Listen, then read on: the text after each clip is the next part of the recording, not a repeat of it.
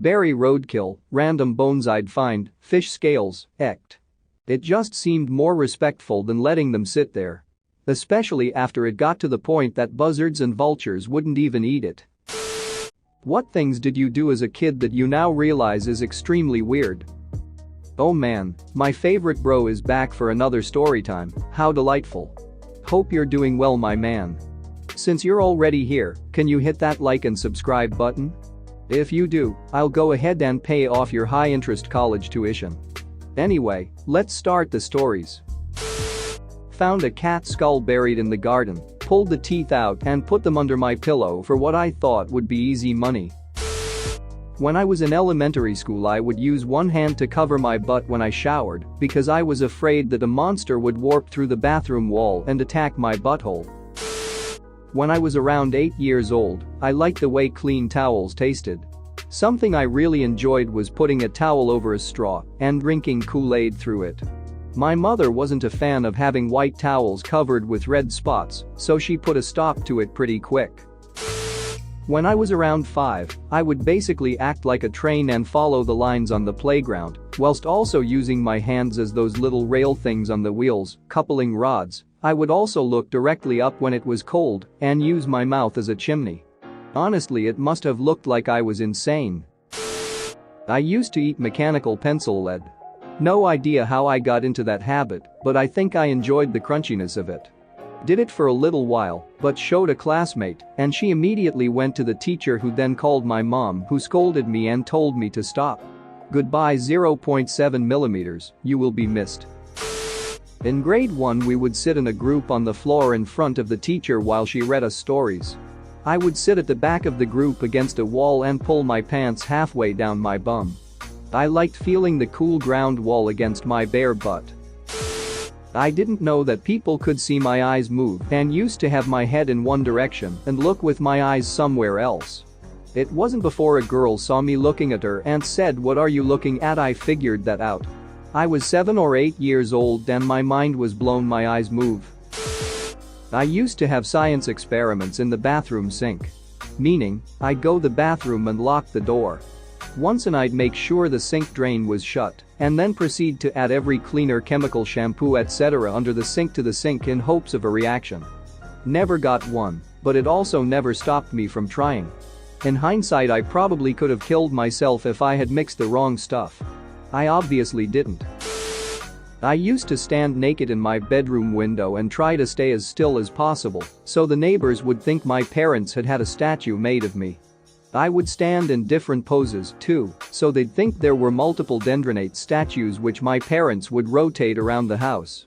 The way I saw it, only important people had statues built of them. I wanted the neighbors to know they lived near a pretty important guy.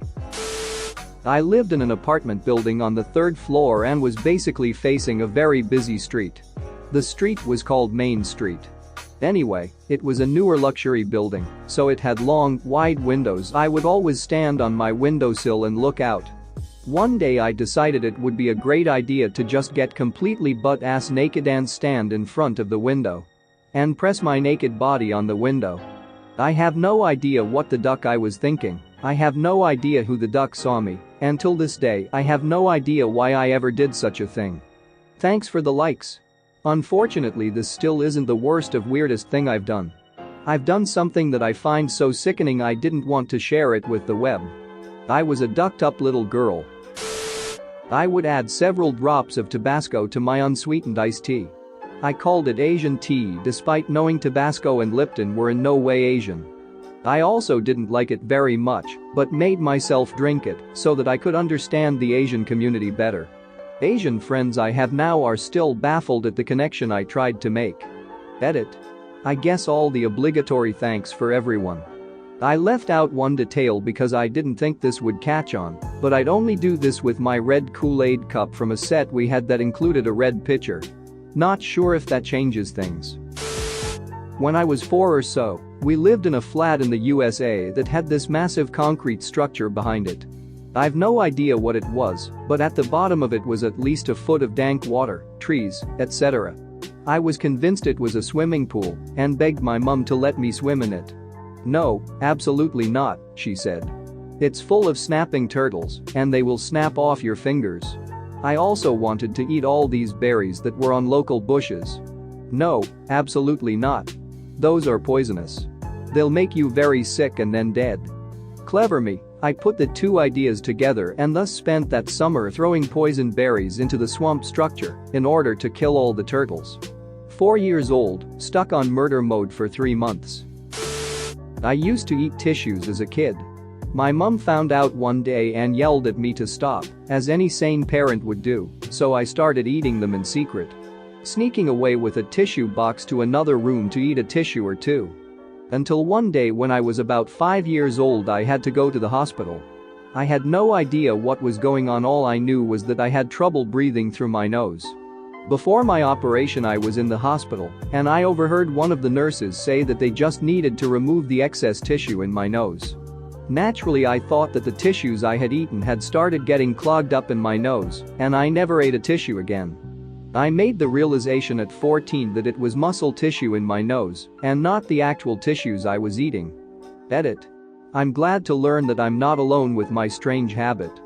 Also wanted to add that I saw some people mention getting tissue stuck in their ears, and I had a close call in primary school when I rolled a piece of paper into a really small ball and put it into my ear. If you haven't realized, I wasn't the brightest child, had to go to the medical bay to get it taken out with tweezers.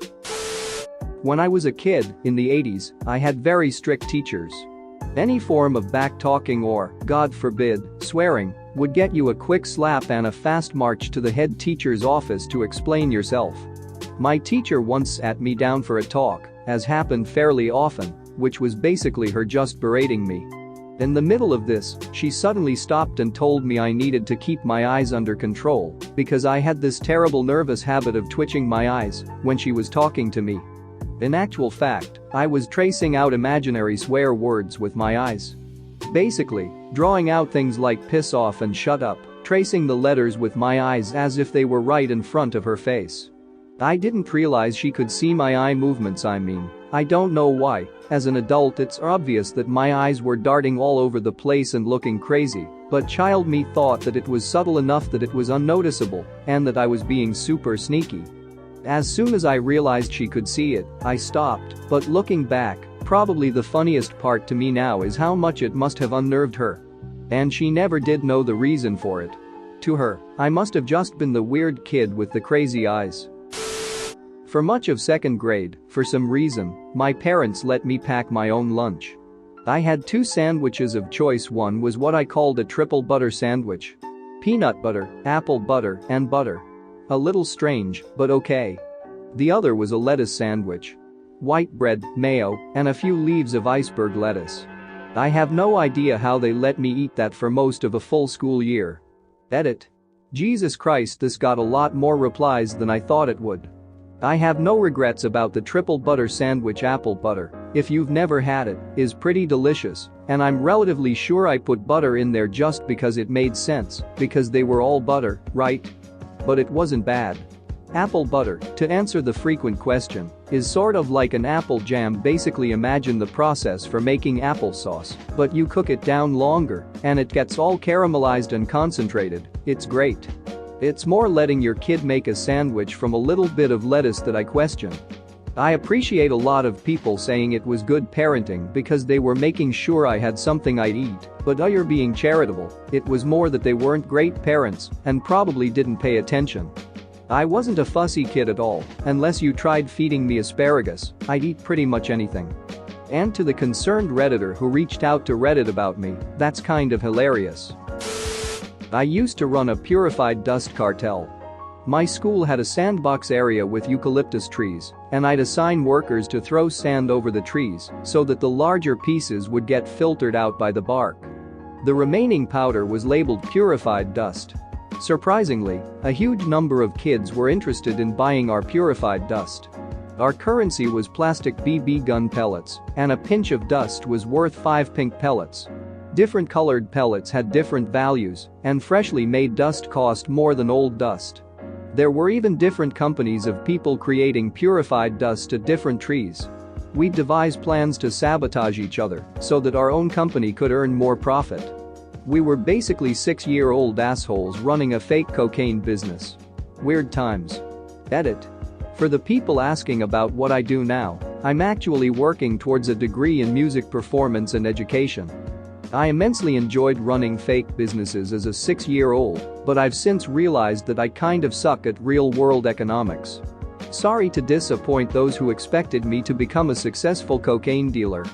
For the people wondering what kids did with the purified dust, most of them kept it in Ziploc bags or jars as a status symbol. The more dust you had, the richer you were.